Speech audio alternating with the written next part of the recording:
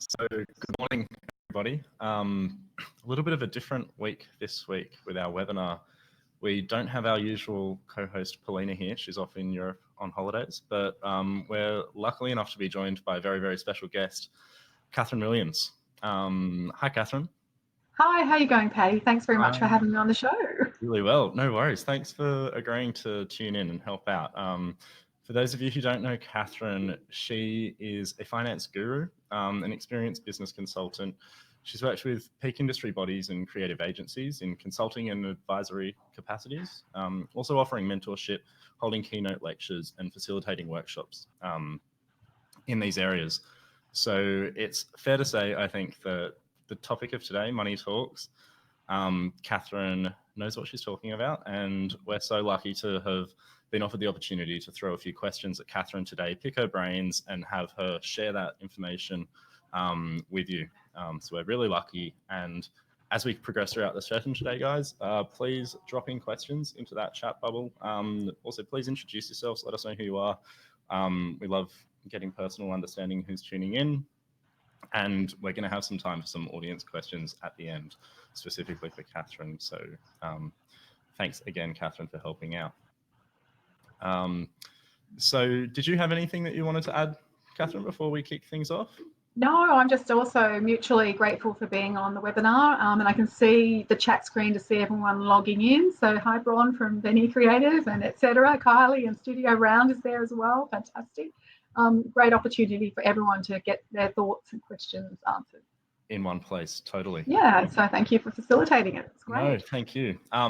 I did actually attend one of your workshops last week, Catherine, which was fantastic. It was called Rate Card, and from that, I actually was able to develop a few questions myself that I'm going to pick at you today that we can share with everyone, because it was so insightful.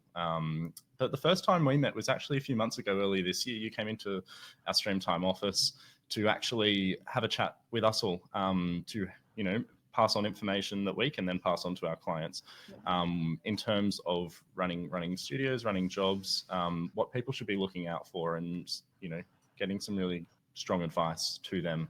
And so that was really awesome, because it just created a nice sharing environment, and we've been able to share that with our clients since then, and that has absolutely resulted in stronger performance on their behalf, which is great too. So it's nice to come full circle and cut out the middleman and have you here, our Streamtime users today. But kicking off, there are a few different topics that we'll be covering today. We'll be talking about fees, costs, project planning, and we'll touch on reporting at the end as well. And we'll try and cut through these areas.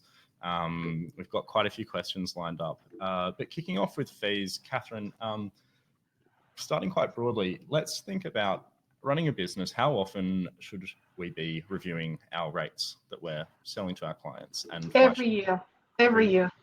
It constantly surprises me, Patty, when I meet agencies, and I was running rate cards this morning actually in Melbourne, full house, and there were several people at the end of the session said they hadn't reviewed their rates for many years, and that comes into play when you're working across multiple client rate cards. Yep. And maybe you've got some legacy clients and they've been on the same rates for a decade. Mm-hmm. Meanwhile, your costs are going up. You might have moved office, you've bought more staff, your staff are getting salary increases, you might be bonusing them. You really do need to at least CPI increase. And my recommended time is a great blog article that I wrote about when to do it. It would be around Christmas time, New Year. Okay. So rather than financial year, I would recommend doing it in January. Change of the calendar year, that's when most prices go up, I guess, commercially. Yeah. And it's also a quieter period in January, February, certainly in Australia and New Zealand, because it's our summer holidays. So the volume of work's a little lower. So the impact of any increase is not felt as much as there's less work being attended to. Okay. You can kind of tell your clients or advise them before Christmas, October, November, yeah. And sometimes they just forget.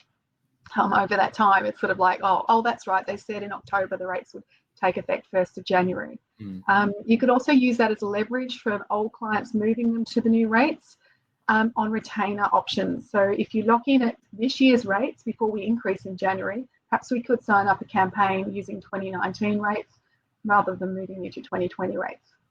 So it gives you an opportunity to negotiate with a difficult client or one you're a bit scared to talk to about. Yeah.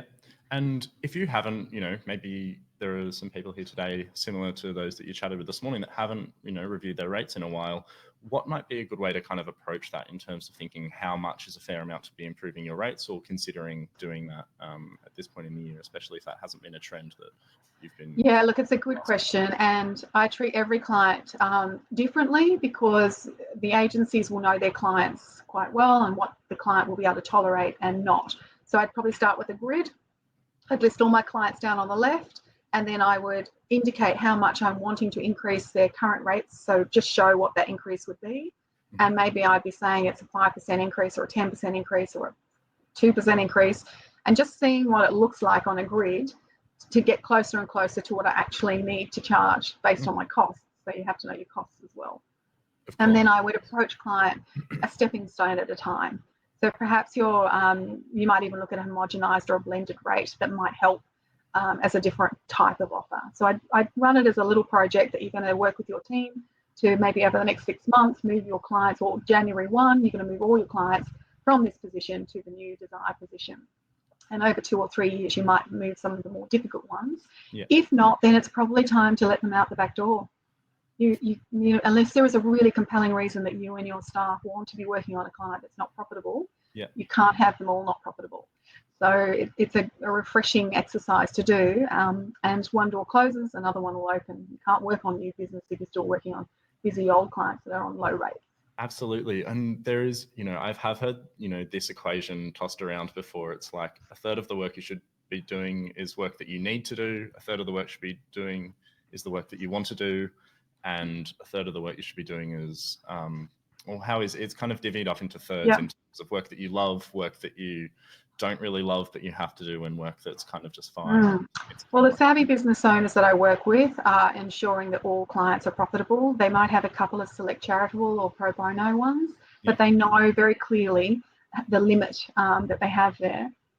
And they're quite shrewd on moving from one pond to the next pond to the next pond. Right. As they grow as a service and confidence, that they move into different realms.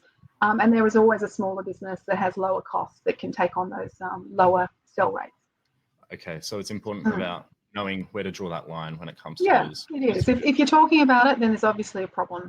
So work with your team and grab an expert outside to give you some objectivity and make a plan. Yeah. And this kind of is a good lead into the next question that I had, which is around clients and maybe having some different rates for different clients, and thinking about, do you think that that's a good idea? Even when you're presenting to a client, are there multiple rates that you should present? Yes. And what do you have some thoughts about this? I do. So I guess we're talking about hourly rates. So my first reasoning is that you don't want too many rate cards, and really you've got a pure cost that shouldn't change. This is what it costs to run my business. So now I'm selling at a sell rate. So what is that rate? It's got to be higher than my cost. It's got to deliver the profit that I would like for my business. So that would be my standard sell rate card for this year. Yeah. Unless something significant changes in your business, that should last you a full year, and then you would redo it and increase your rates in January. So we've probably just done all our budgeting for this financial year. Australia fiscal year ends in July, so we're just starting this year more or less. Mm-hmm. So we've already set the budget. One would think you increase your rates now, but it makes sense to do them in January for the reasons I have said. You can play with that. If you have a value-based pricing model, you might not be looking so much at the sell rates based on the hourly rate. You might be looking more on selling to the value of the client. So what is it you're delivering to the client, and is it worth more? In which case you're value-based pricing, not just setting a standard hourly rate. Mm-hmm. So this is not a new topic. It's been around for many years. It's a difficult one because it's very subjective. Yeah. And it's only the agencies that are quite confident in knowing how many hours and what it takes to deliver to the client, what are the deliverables, that these confident agencies are able to then price based on delivery, not necessarily the cost it took to do the work. Absolutely. So you might have a different model for those sorts of clients. So it could be a different rate card based on deliverables. Yeah. And this is taking into account bundling and I guess the volume pricing as well. Mm-hmm. And what's the key thing there? If some agencies are better at doing it than others, it might be a confidence thing, but would you say that the way that that's communicated with the client plays a big role in terms of how that's received and how that's responded to? Yeah, intelligence and knowledge is power. So if the agency understands their cost base and understands what their pricing model is, you're in a much better decision-making power place because you know how much is profit. So you can straight away say, I'm making $50 or $100 an hour in profit on this resource and $200 an hour on this resource. Yeah. So I'm in a much stronger negotiating position, and I can create a strategic approach to offer to my clients. I can also see that I have a certain group of people on my team that are very efficient, slick at what they do, Yeah. so they can get things done quickly, but I can still price it at a premium because it's worth more to my client. So I'm getting into I guess, a value mindset rather than the costs and the benchmarks. Conversely, I might have people that are slower in my team, but they might be cheaper because they're just not as experienced. So it might end up being the same, but I still understand the value of what we're delivering to the client. So I'm still looking more at valuing the client, not the work, the hours that are done. So it's when the business owner, usually it comes from the top, and it directs the agency that we are going to do this. We are going to look at moving some of our clients, these three, onto a value price or offer that as a solution opposed to the hourly rate. Yeah. But you need to create that program internally and then roll it to FMCG clients or to charity clients, or just pick a sector or just pick one client. You really need to just have a theory as to how you're going to roll it out into your business and put it in play. Yeah. And in your experience, having seen, people that you've worked with implementing such ways of pricing and selling their work, how successful across the board have they been in doing that? And yeah, I mean, there's not many. So a lot want to do it. They haven't all been successful in doing it. And I think it probably would be, it takes a while to get your package right so that you know that your income is going to be scaled up. If you're more successful, the return is higher. So there might be a sliding scale for the client to pay. So that takes a lot of confidence and belief in the client, access sometimes to the client's data. So if you don't have that, then it's difficult for you to implement. So that will stop an agency from employing that mode. Alternatively, it is just bundled pricing. So I'm going to produce this output. I know how much it costs me internally, and I know what my profit margin is, and that's the fixed price. So each time you buy one of those, that's the price.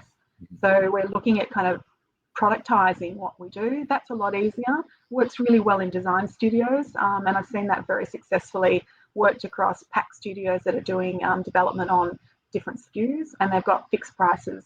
The clients can then buy advertising as well, TVCs, and other types of businesses that might have a premium package, a and then a basic pack. Web design, Word as well. You've got your whistles and bells, shopping carts, and data collector, or basic, just a couple of pages on a website. So they're all fixed prices, and then I get to play in the background with which resources to fit those different price points for the client.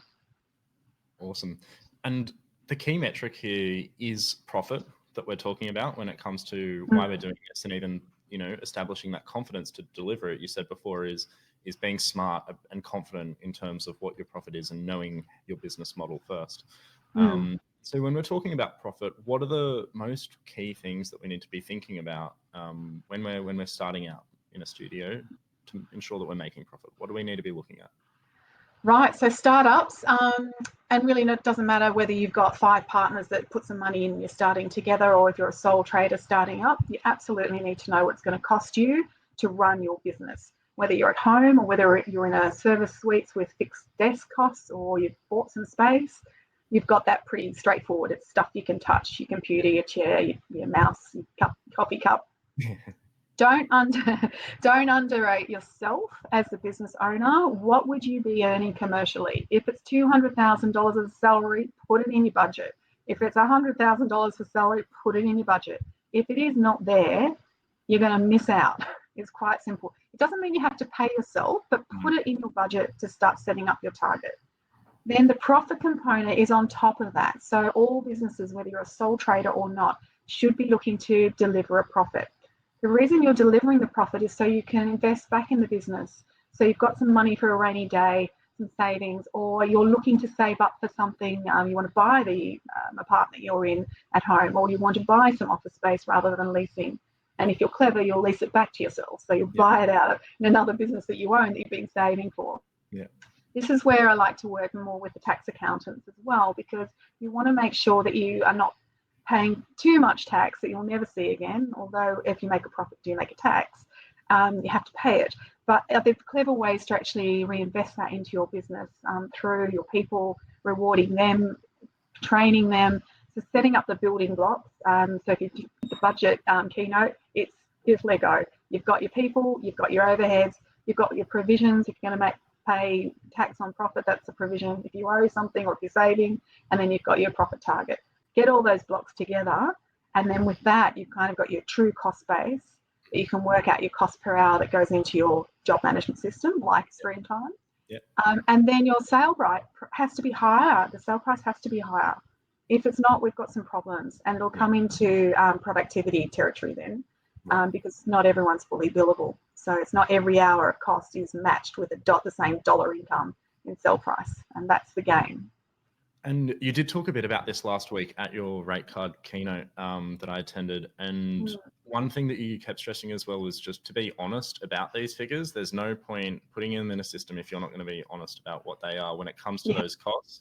And even, the time of productivity, like really once you take away the time of the day that those team members are going to be in the office or actually sitting at their desk working on billable work, those figures all of a sudden just become distorted. You're right, Patty. It actually has to be the real truth. And no matter how ugly the truth is, for me, the worse it is, as a starting point for me, the worse it is, the better, because the only way is up. So I usually start with productivity. What would you like as a target? And then what's actually happening. So if you are using Streamtime, you can see very clearly, and any of these programs will tell, even if you're using Excel spreadsheets, how much time was billable. Did you bill it is another question. How much time was recorders working on clients' billable work, and how much time was working on non-billable work, stuff in the agency, chatting in the kitchen, researching, attending networking events, not billable. So what is it for seniors? What is it for midweights? And what is it for juniors? Just go with 3 simple bands. Usually the higher up the tree you are, potentially you're working mostly on new business and running the studio or running the business. So you could be a very high non-billable component. And that sometimes works with the juniors as well. Not so much these days. I mean, back in the old day, we'd have a lot of juniors that were just not billable on anything. They'd be doing newspaper runs, picking up dry cleaning, taking dogs for a walk. That doesn't really happen as much these days. There tend to be hands on the tools and working. But their billability in the first 3-month probation might be quite low because they're learning, you're training them, and then maybe you want to review what their productivity should be. So by second quarter, they should be probably closer to 50%. Third quarter, they definitely should be closer to 70, 80%. And the middle band are the worker bees. Unless they're attending all of the meetings to hear all of the stuff, they should just be working. And they should be very clear on what the remit is. This is where retainers are great because they know what they're doing for the retention, for that committed time. Projects, again, I'd go on a different pricing structure for projects because you've got to learn it all right now, do it all now, you're on the job and then it's done. So you don't have the luxury of clarity for a longer period of time. You have to really jump in. So the billing for that phase has to be very high. You can't be doing non-billable in that space because you're not going to have time to recoup it. So being clear on a target for those perhaps 3 bands, and then from your job management system, seeing what's really happening. And they're invariably, it's rare that I'll find an agency that are all actually recording billable time around these 75, 80% mark. It's sadly, I mostly see it's 50% and lower, some in the 60s, but a lot of them are very low. And it's because we actually don't have the work in, or we're doing a lot of stuff manually. And I'd really like to see what that is, because we don't want our special people that have come with skills to be doing spreadsheets or to be doing things manually, which perhaps we could outsource to a VA, or we could automate it by using the right systems. So polarizing on that productivity, because it does impact your cost and your sell rates radically. And when it comes to non-billable and billable time, the distinctions for you are quite clear between those two things, right? in terms of how we track time as non-billable time or billable time. And I think last week you mentioned if you're in a meeting that's about a client, even if it's an internal meeting, that's time spent on the client thinking about their strategy and their work, and that time should very much be tracked against their job, even if the outcome isn't so visible. It's time and investment in that process, in the concept development or the design, that's going to attribute to the final product that will be adding that value to the job at the end of the day. Totally agree. We'll stay with that example where you are actually speaking about one client. Yes. It might be a difficult client, might be a difficult product or service they sell. It might be really hard because they haven't given you a proper brief, or they might have 5 of them muddying the waters or asking for different things, so it's a bit confusing, the brief's not clear. So you might find that you need more of your people in this meeting, and you need more meetings to try and unravel their mess. And this technically in an agency becomes allocated time to a job, but perhaps not billable, or it is on the billable jobs and it's blowing you out as an overrun. I'd like to raise my hand here and say management consultants would never do anything like that for free. If the client hasn't given you a brief, they are now asking you, because you're the experts. Now, a management consultant will charge by the hour to help the client understand what the brief is. I know this is a bit rad in the industry as well, because we tend to just do it for free. That's the way it's always been done. Yes. But again, this is where a confident business owner will start to see opportunity and value-base the client. If the client is a mess and doesn't know, and we know because we're the experts and we've worked with many people like this client, we know how to streamline it for them. We know how to get the brief. Now you need to consult with them to understand, well, there's option A, there's option B, and there's option C. Dress it up with a nice bow. Here's the diagnosis, and here's the way we would recommend you move forward. But you're actually consulting with them rather than just taking the brief and hoping with all these meetings that you're having that it's technically billable but not billable time. It's showing in your job management system how labor intensive it is on this client. It's also showing that you're not billing. So only you can change that. It's your business. So make the decision. Are you giving it all away for free, or is the strategic and the creative thinking valuable to you and you should be selling it? Yes. Some client, it is communicating correctly to client and right from the outset. So it will be hard if you've got clients that are just used to getting you into their office to have all these meetings. They're on the payroll. Yes. You're not. Yes. So you might be able to bill in that time, and you might just want to take one person from the office, not 3. But just starting to be a bit aware. And I'm pretty sure most of the people on this webinar go, oh my God, that's me. Yeah. This will resonate with you. It's just you need to work out how you're going to play the game. The minute it doesn't feel quite right anymore, Yes. that's the first sign that you need to move that needle a little bit in your favor. Yeah. And that's where an external consultant can help you, because we know how to do it. We've seen it happen very easily for some, others it takes a little longer. But generally the time should go on the client job. You can have a non-billable task in the client's remit, so it still goes under the client to show me the total my team has invested on this client, and the non-billable component can be there, rather than putting on house or internal non-billable, just an admin dumping ground. And notes are also quite useful as to why you were at those meetings. Yes. No, of course. Well, I mean, by doing that, you're going to be able to understand the cost spent on that particular job with that particular client, which you wouldn't get otherwise. It's going to get lost. And you're also going to be able to gauge how much that work was potentially sellable for, right? Yes. So it's always good to understand in terms of, coming from value, what that time was really worth. And talking about billing and actually getting, money in from the client, getting clients to pay on time. I'm really good at that. What's this? Everybody listening on this webinar, you may have thought this one day. Some of you will already be doing it. Don't start work till they pay. It's quite simple. So when you have a prospect and they go, oh, we love what you've got, we want to start work with you now, the first thing you should do is say, that's fine, I'll send you my terms and conditions and my commencement fee. That's absolutely fundamental, and we will start work when that is paid. Everybody knows you can get on your phone now, just reaching for my device. I'm going to transfer some money across to your account now. Even if they have a procurement or accounts payable in India or wherever they are these days, if they want to pay something and get started, they can make it happen. If they can't, you start to learn right from the get-go that there's layers behind them that you've got to get through, like barbed wire. There'll be a purchase order that somebody else needs to raise. It might be more than this person has authority to sign off. Yeah. You'll start to understand the process behind. So as much as I really want to get started on this job and they're telling me there's a deadline, Yeah. I can't start until I get money in the bank. And I'd rather that than a signed contract if that's got to go through legal. So again, there are some tactics around this to just get the game in your favour right from the get-go while the iron is hot and they want to start, get it happening. Retainer clients always get the client to pay on the first day of the month to which that retainer relates. So we're about to hit September. All September fee invoices should be paid by the 1st. Perfect. Which is Sunday, I think. Yes, so then the money's in my bank and I can pay my staff. And if it's not in my bank, I'm now going to have to use my own money to pay my staff, and I'm going to have to use my time to chase the client. So swing it round and get your T's and C's so they reflect what you need. If your strategy behind retainer work is to benefit cash flow as well, then what's the point if you don't have that cash in the door? And it could be 60 days before you even know they haven't paid the September one because it's just the timing. So get really polarized on that.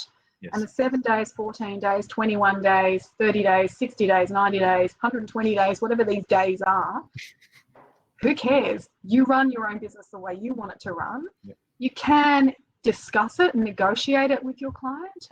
Certainly the larger ones, it is a lot harder, so I'm not demeaning that. It is trickier because there are layers and barbed wire you've got to get through. So go and meet the finance, in your onboarding, meet the finance director, get that person in the room. If there's procurement, be there with them, try and bring your counterpart and make sure you get that really clean so that you don't have to worry about it. And you can't have all clients on 120 days, God forbid. It just isn't right. So try and change it up a bit. Do you have a recommended payment terms for, an invoice being issued and paid? Yes, so 3 standard ones. Commencement fee is due immediately and work doesn't start until that is paid. Yep. So if you book me to come and do an agency audit and you don't pay your $4,000 deposit, I'm not coming. I've even booked flights to attend and I've cancelled those flights. If that money is not in the bank and I haven't been compensated, then I'm not coming. It's really hard to do it the first time because you just want to go and do the job and be awesome. Yeah. But I have to, particularly because I'm the finance guru, I have to lead by example. Yes. And I'm also teaching you as your audience, as business owners, I'm teaching you how to be. You have to be like this with your clients too. And sometimes you just have to be a stick in the mud so that somebody has to bow here. And it's not a fair deal if they don't do what they said they'd do. So yes, that's my first one. Commencement fees are due immediately, like overnight, 24 hours. Maybe give them till Friday, but this week. Retainers, you get 15 or 30 days. I don't really mind when that invoice goes, but it's always due on the 1st. So I can invoice on the 15th of the previous month or on the 1st of the previous month. It's always due on the 1st. And the payment table says so. And reimbursements tend to be 7 days after the event because the expenses happened in the month. At the end of the month, my bookkeeper's putting it all together to raise that invoice by day 1 or 2. And then probably 7 days later, so you get a good week, including the weekend, to pay. But I spent the money a whole month ago. It is cash flow in my head, but I don't know what that is until the end of the month. So those are why the reimbursements are a little bit lagging. Gotcha. Another one would be if you've got suppliers, you have to get the money up front from your client. So as soon as the client agrees to spend the money for the printing or the photographer or the floral arrangement, out goes the invoice. Yeah. I'm happy if it's installments, like 25% for the event or 25% and then 25% or 50% at the end, whatever. But as soon as you've got agreement for those random things, just get that invoice out there, 100%. Need to get Pay moving. for the flowers now for the event. And might mean a little bit more invoicing, but it just gets the money in your bank before your supplier sends in their invoice for the photography or flowers or whatever it might be. Yeah, great advice. Thinking about profit, what costs tend to be most overseen when thinking about generating profit and absorbing those into your cost rates? The profit figure itself. Yes. So if you don't budget for profit, there will be none. It might be random. So I like to include in my job management systems the wage component, the overhead component, and also profit. I believe that you will have sell prices that are still higher than those 3 if your productivity levels are right. Yep. So if you can, then it's a foolproof system for your team as well, because when they call a job cost report, it will always show a positive because the cost is less than the sell price. Mm-hmm. But whatever you see as a positive, you just know that's clear profit because you'd already factored a little bit into your cost rates. Yep. So that would be my first thing, to factor some profit in. The second thing that's sometimes missed would be on balance sheet. So on the balance sheet items, business owners forget or don't want to remember there might be a tax debt to pay, or perhaps they're behind in paying some loans back, or maybe they personally put money into the business owes them that money. You need to set your revenue and GP target for this year enough to cover those, or to repay. You'll never see it on the P&L because it doesn't sit there, it lives on the balance sheet. But if we generate revenue enough to pay those loans back, then it's part of your cost base, which is allocated across your team, like rent or an overhead. So that would be, it's the tax one that's usually the killer. And it takes a couple of years for that to actually really bite. The first year you make a profit, at the end of the year, you know you've made a profit, and your tax advisor will say, well, we won't lodge your tax return until March next year. So you've nearly got a whole year to worry about paying for the tax this year. The problem is, during this second year, you're actually still making good profit. And now you've got the first year tax to pay and perhaps tax on the second year. And it's like a double whammy, and you can die overnight. It just is like such a strangler. So I really think if you're going to put a profit target in, 200,000, $500,000, whatever you want, that you need to factor into your GP and revenue, and therefore over your costs, as if it's an overhead, the tax that would be payable on that. So it's also in there. So they're probably the things that are missed, that really make a strong agency, that you know you've got everything in that cost rate and your sell rate is still higher. So if it's not, we need to look at it. You could be top heavy with people, or you're underselling yourself on the price. And we need to look at your strategy to make sure you can survive. Yeah, awesome. Moving on to planning. Can you tell us a bit about how most agencies are planning their projects? Do you think a more detailed plan is going to be best, or a more broad plan? Planning their projects, so planning the costings. Planning the costings and the work that needs to get done, the different components and deliverables. Yeah. Essentially, I'm trying to understand if working towards a more granular plan is going to provide more digestible chunks of work that my team can then track and with a healthier report at the end of the day. So I look at two things: one client facing, one internal. So the client facing, keep it simple. If there are 3 phases, it's phase 1, 2, 3, this figure total. Yeah. The more detail you give on the face of an estimate and an invoice, the more the client feels obliged almost to nitpick and tell you how you should run your business. So the less detail there, the better. Never disclose a markup. Again, it's really not the client's business what your markup is. I'm quite certain you wouldn't have a clue what their markups are, nor would their customers. I don't know how much the markup was for my jumper. I have no clue what the markups are for my glasses. It's just not something that is usually disclosed. There is an opportunity in terms and conditions if you do have a markup component to put that in your T&Cs, but generally speaking, it's not disclosed. So from a client's perspective, again, I would never go to that granular level. I certainly would try and minimize the number of hours and types of services for our people, because the clients will again try, not all of them, but some of them will look and say, oh, I don't think I need Catherine for that many hours. And so a bulk figure on the client-facing invoice is best. However, from an internal perspective, our team need to know, what am I working on? And all of our programs work on timesheet drop-down menus. I'm going to pick my client, I'm going to pick my task. So if my task is not there, it makes it really hard for me to put my time. I can put in phases, phase 1, 2, and 3, but for us as a business to see where we're really efficient or where we're not so efficient and we need to train people, or we've got the wrong people, or we've got seniors jumping in doing junior sell rates, then you need that granular level. So I think internally our programs manage that very well to show how many hours we've allocated to each resource to do the job. And if a senior jumps in on a junior job because we needed to, then it's going to impact, and we'll see which line and why. And over time, I'm big on patterns. You actually start to see some patterns, and it will help you make better decisions from a granular level. So that's what I would say. Planning the projects from granularly, Definitely put some buffers in. So if you've got some buffer, just if you don't use it, then you can either refund it to the client or not bill them. You might also have an estimate that is to fit the client's budget, but that's not what it's going to take. It's going to take you more time. So you might be actually scheduling more time. So agreeing what that is, and maybe the difference is a tolerance at 10% more. Perhaps it's an award-winning piece of work, so you might schedule more or allow a tolerance overrun, but granular with your internal project layouts as to what it's going to take, so you know that we can play. We're really efficient here, but it's high value to the client, so we might be charging more in phase one, which is strategy and creative, and then worker bees, and then some nice to have stuff which might be negotiated away, but you've got the granular level all itemised out. Right. Gotcha. Being time conscious here, I think you said we could go for about another 10 minutes until 2:45. Yes, if you like. That would be great. So let's move into reports before we do decide to wrap things up and take a couple of questions from the crowd. It looks like there are quite a few coming in, which is awesome. So thinking about key reports an agency should always be running might be a simple question, but people might not always be getting this right.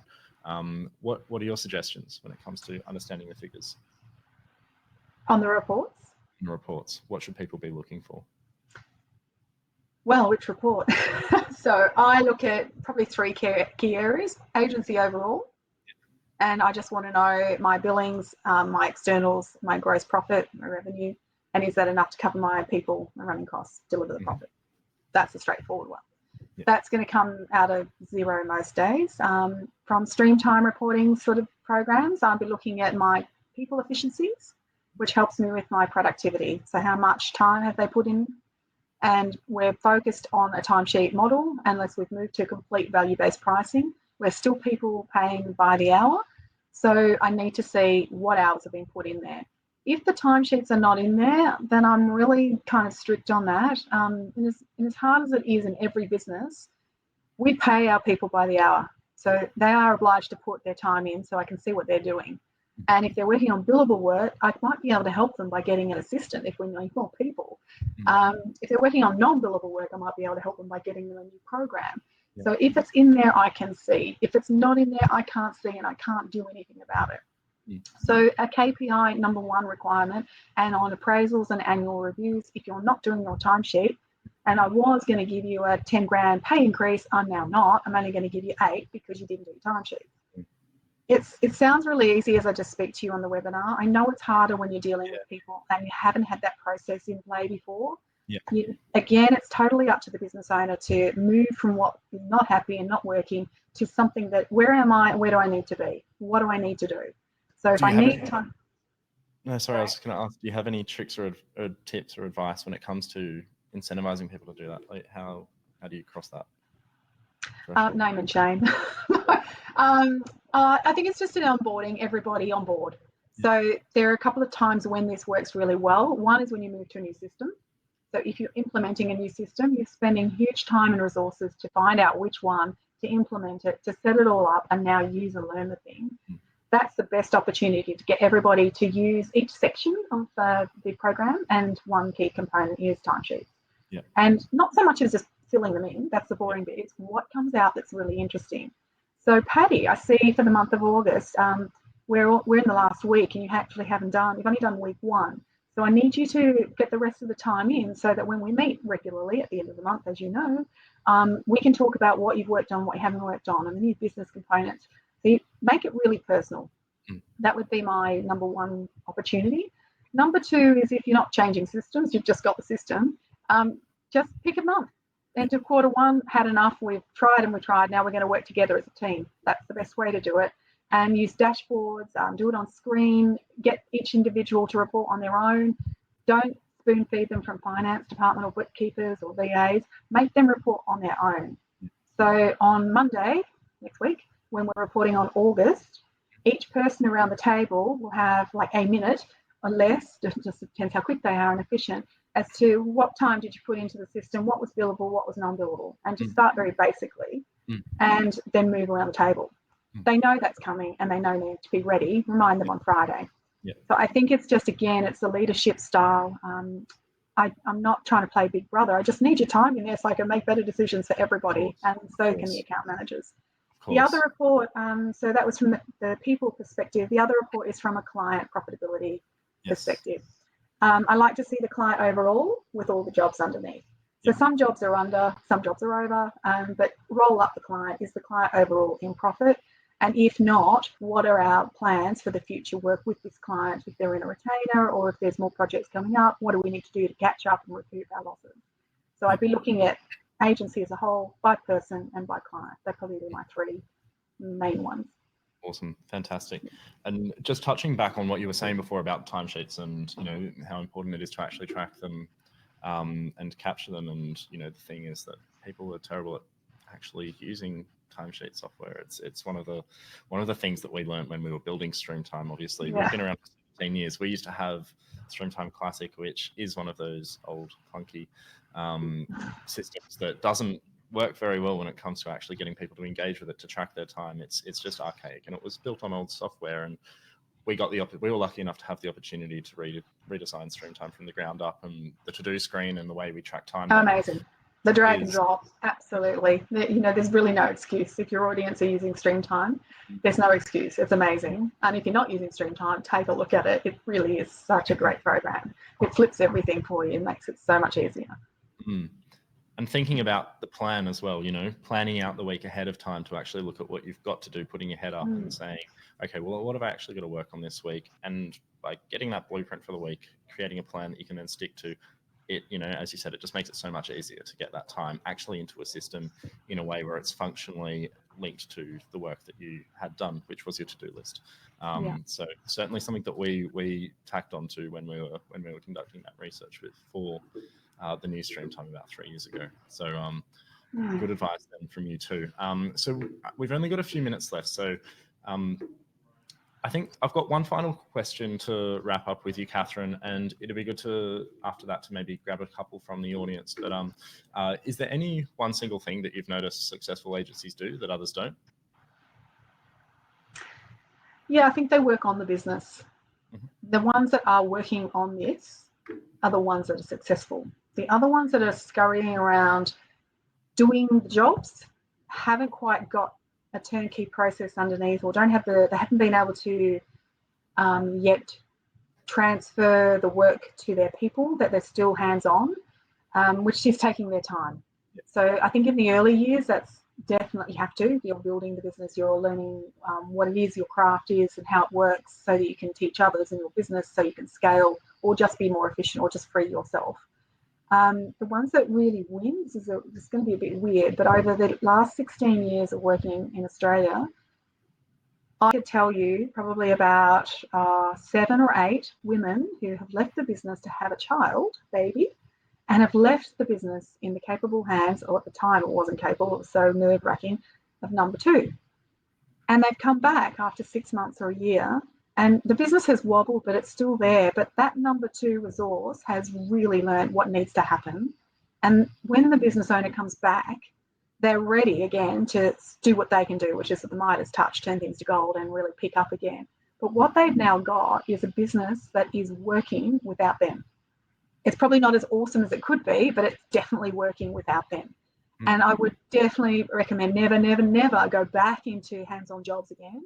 Stay out and start focusing on working on the business and grooming your team to do the work, so that you can look at other things, whether that be personal lifestyle stuff, or whether that be networking, or being judges on awards, or writing a book, or whatever it is that you want to do that's going to benefit the business. Try and stay out and let your team run that business. So that would be one thing that I see those successful business owners do, that they're not actually hands on the tools anymore. They're allowing their team to get down and dirty and make it happen for them. And that's a risky thing, but they're there to catch as a catch net. It definitely works, and create that environment. So regardless if you're not going off to have a baby, don't go off and have a baby, but create that environment that you have allowed them to step up and be very clear about what that leadership program looks like. Yeah, trust plays a big role in that game, doesn't it? Yeah. I just wanted a question, Patty, from Kerry. She read it a little while ago when we were talking about Yes. not disclosing markups. And I did want to respond to that. So I believe her lawyer says it's illegal to take commissions or referral fees without disclosing to the client. Commission and referral fees are a little different to a markup. So commission is I get a kickback when I buy bulk media usually, and it used to be very agency got to keep 100% of the commission. The more space you booked, the more commission you got. These days, most agencies I work with will share that with client, but not all of them. It's stated in the terms and conditions. So it is disclosed that the commission is earned and it's arm's length, and it's as a result of us working with multiple clients. We push a lot of work to the media agency, and buying that space, we are rewarded for it. So we could use lots of different media outlets, but we use a central place and we benefit because of the relationship and the volumes of scale. So it's the benefit for us, but having the client give us the work benefits us as well. So sometimes we might share it back. Referral fees, I don't know. If I was a referral fee, I'm interpreting to be if I gave Patty a client, Patty would be awesomely grateful and want to pay me a referral or a thank you back. And I think that's completely fine, because otherwise Patty would have had to have spent hours out of client money to market and research. And it's more a gratitude, and it doesn't always happen anyway, but it's usually a small thank you. If you're encouraging people with referral fees, I haven't seen that in the sector marcoms for very long, ever actually. So I'm not really sure that applies here. And the markup and margin is commonplace in all businesses. So it is normal, and it is normal that it's not disclosed in any product or service that I'm aware of. So it's not illegal, it's just not disclosed. PRIA, for example, does, however, in their contracts state the industry average, with I think it's 16% in the 2018 benchmarks. Okay. So you can slap that in there and put a specific amount, but you need to review your contract every year because it changes every year. Yes. And then again, it might not be 16% across the board. You might have some markups at 20 and some at 10. I don't know. Yeah. So not looking here, I'm certainly not advocating anything illegal. It's fair and just commercial business then. Good to get some clarity around that one. Yeah. Tom had a great question asking about when quoting for a new project, would you recommend quoting for the strategy and the brief first so that you can actually sit down with the client and work out what's required before quoting for the entire project? And yeah, lovely. That's the consultancy mindset. And I did see some feedback earlier on one of the questions about reverse brief and charging the client for that if they're messy and they haven't got it together. That's completely fine, but then we're not an agency anymore. We're actually working in this environment of consulting and using all of our expertise and professional knowledge to assist the client to find the brief. It is the most valuable component at the beginning. If the client is not organised and professional, if they don't have it sewn up nicely, we are giving them a strategic approach. We are talking to them about media plans. We are talking to them about the creative linchpin. So those components are highly valuable. So if you're going to just sit there and talk about it for free and the client can go somewhere else with all that new knowledge, well, that's a bit foolish. So it is your most valuable asset, that intellectual property. So I would be charging for the meeting. Most agencies would call it discovery or research and development or consultancy.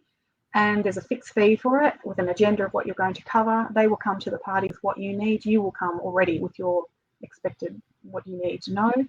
Out of that, you can create a product, which is a diagnostic report or a campaign brief or it's a brief, but it might be something a little bit more formal. They could take this document to any other agency. So it needs to be that descriptive that, they can buy it and keep it and do it themselves if they want. That's their choice. Or they would most likely then stay with you. And then you will execute it and you'll charge them for the work that your studio or agency participates in. So those first two pieces are probably two new service streams that you didn't have before. You might have just been hoping you'll cover it when you actually get the brief finalised and do the work. So you could be earning easily $10,000, $20,000 more just for these two pieces to get it right. And if the client needs to fine tune it, then we'll have another meeting and that'll be another consultancy fee until they get it right. So it is a little unusual to do multiple of these, but not unusual at all to do the consultancy and the diagnostic report. Great answer. And there's so much more in there that I really want to keep diving into, but thinking about time, we probably can't. There's one more last question from Emily, which I'm sure you'll be able to answer in about 10 seconds there, Catherine. How often do you recommend running staff efficiency and productivity reports? Oh, every month? Yeah, so depending on the program, I've been looking at what it is every month. So I'm doing it once a year to set my targets and work out my cost rates. And I'm using last year's data for that. What was our true efficiency or productivity? And then each month I'm running it every month. It's a KPI in most agencies I work with. All right. Well, let's wrap it there. Thank you so much, Catherine. I don't want to hold you any longer, but thank you so much for tuning into this and offering such great, valuable advice to all these people saying thank you. How polite is this? This is lovely. Everyone's been pretty quiet the whole time up until now, so everyone's been really attentive, which is awesome. Really great. Thank you. And if anyone is keen to find out more about Catherine, you can find her at her website, kmint.com.au. That is the name of her consulting business. I will throw it in the chat there so that you can link out to it. If you want to get in touch with Catherine, you can send her an email.